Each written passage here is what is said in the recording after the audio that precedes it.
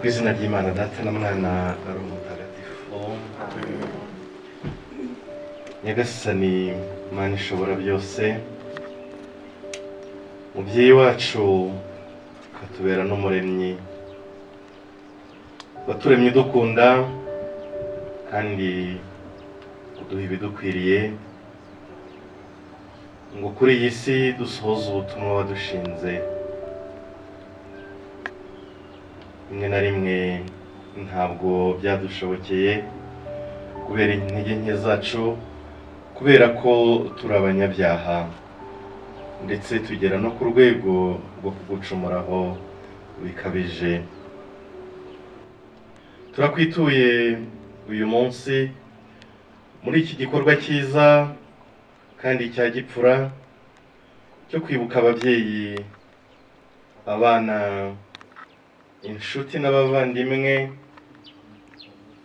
bapfuye bazize Jenoside yakorewe Abatutsi mu 1994.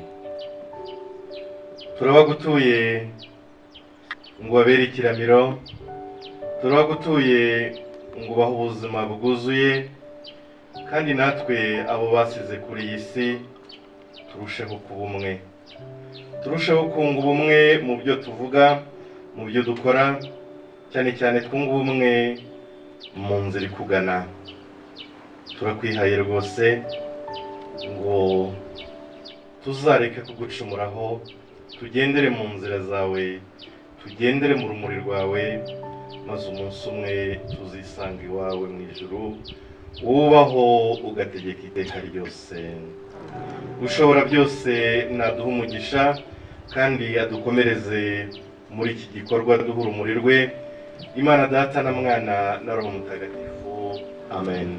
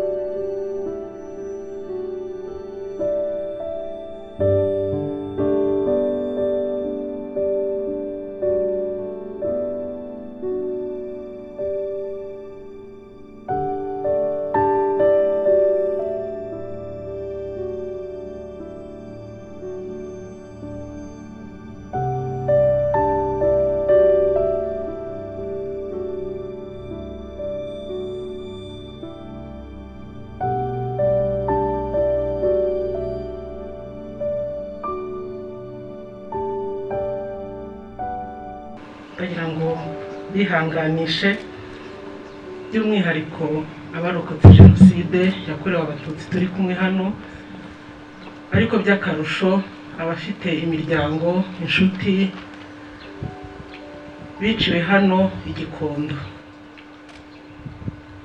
Kwibuka ni gahunda igihugu cyacu cyahisemo, ariko n'isi yose, kugira ngo dusubize icyubahiro imbaga y'Abanyarwanda barenga miliyoni bishwe bazira ubusa muri Jenoside yakorewe Abatutsi mu 1994.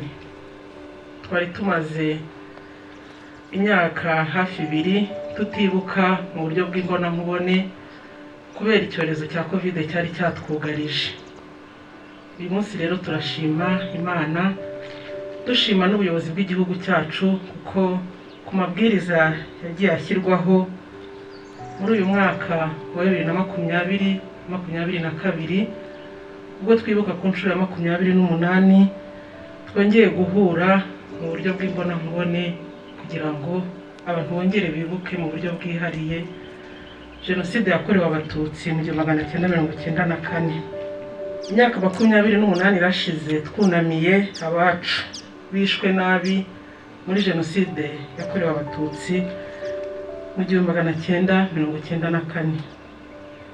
Imyaka 28 irashize duhanganye n'ingaruka za Jenoside yakorewe Abatutsi muri 1994, ariko kandi imyaka 28 irashize dutera intambwe umwaka ku wundi mu rugendo rwo kwiyubaka no kubaka igihugu cyacu.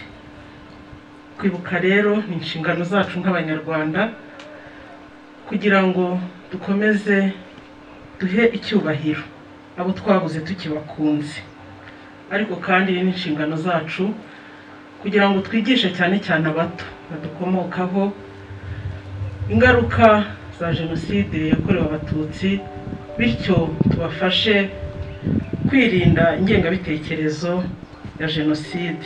Bizadufasha natwe ubwacu gukomeza amahitamo twahisemo nk'Abanyarwanda yo kubumwe. Aba rero ngira ngo nifurize buri wese uri hano gukomeza guhitamo ubumwe bw'Abanyarwanda, kuko ariyo ntwaro yonyine ikomeye yatuma tudasubira ahabi twavuye. Turazirikana kandi ubutwari n'indangagaciro zaranze ingabo zari za RPF Inkotanyi, zo zakomeye ku Bunyarwanda no gukunda igihugu, zigakotana cyane nubwo bari bato ariko ntabwo babaye gito. Turashima ko babashije guhagarika Jenoside yakorewe Abatutsi bakabohora u Rwanda. Uyu munsi tukaba dukataje mu iterambere.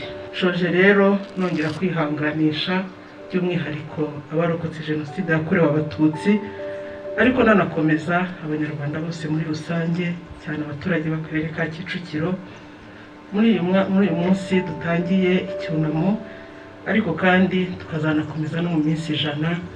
Dukomeze dufatane mu mugongo, tube hamwe, dukomezanye kugira ngo ibi bihe tuzabibemo dukomeye. Murakoze, dukomeze twibuke twiyubaka.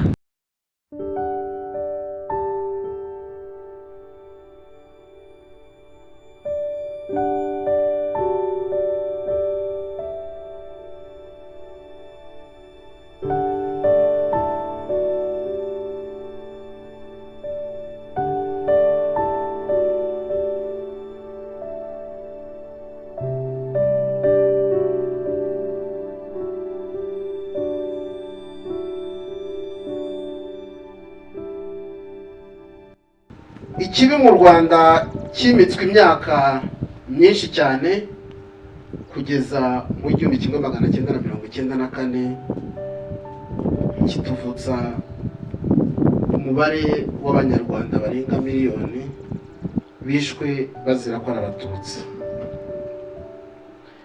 Imyaka 28 irashize twibuka, kandi tuzakomeza kwibuka kw'abishwe nabo ubwabo bari bafite imbaraga, bari bafite ubumenyi, bari bafite ishyaka, ndetse bari bafite imbaraga zo gukorera igihugu. Bari bafite umuhate wo kurugwiriza amaboko no kurwimana. Dukomeze kwibuka tuzirikana ko hari imiryango yazimye, tubeho twibereyeho ubwacu ndetse nabo ubwabo tubabereyeho, tubazirikana kandi tubibuka mu mazina n'ibikorwa byabo byiza bakoreye igihugu igihe bari bakiriho. Twibuka bishwe tuzirikana ko hari abarokotse batishoboye, hari imfubyi n'abapfakazi bakeneye kwegerwa no gufashwa kugira ngo bibongerere imbaraga zo kubaho, babeho ubwabo ndetse babeho n'aho ababo batakiriho.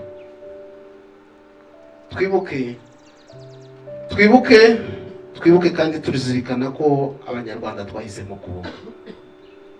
Turwanye ingengabitekerezo ya Jenoside, twamagane kandi dushyikirize ubutabera abahakana n'abapfobya Jenoside yakorewe Abatutsi. Munyemerere mu gusoza rino jambo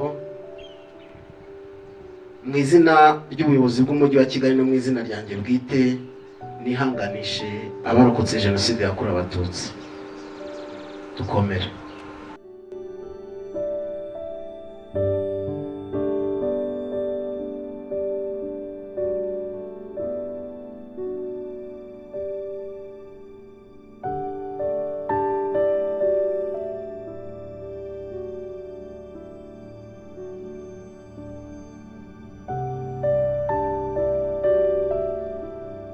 umunsi nyine ukomeye ku gihe umuntu avuga, ariko ndagira ngo nihanganishe abantu bose kandi nshimire n'abaje kudufasha uyu munsi, nshimira n'ubuyobozi bwacu twitayeho. Ndagira ngo nshimire na Padiri nk'uko amaze kubivuga. Ngira ngo yatagira uruhari rwa Rwibutso ntabwo twari kuruhukira hari hano, ariko yaradufashije tubona aho tuzajya duhurira. Ikindi ndashimira ubuyobozi bw'igihugu. Ikindi iyo mbonye ingabo zambaye iyi myenda biragumye bikampa icyizere cyo kubaho. Twariyubatse rero, abana barize, duhabwa inkunga, twahawe amacumbi. Ibyo byagizwemo n'uruhari na leta y'ubumwe. Muri rusange umurenge wacu wa Gikondo tubanye neza n'ubuyobozi, turaho turakomeye, twariyubatse, abari abana twarabyaye, njye mfite abuzukuru 3. Ndagira ngo mbashimire, mugumye mwihangane, ntabwo twavuga ibintu byinshi, gusa umutima wacu uguwe neza iyo uyu munsi tuhagazemo gutya, turiko turabagamo kandi tugahama ibyo twabonye, tugashimira igihugu.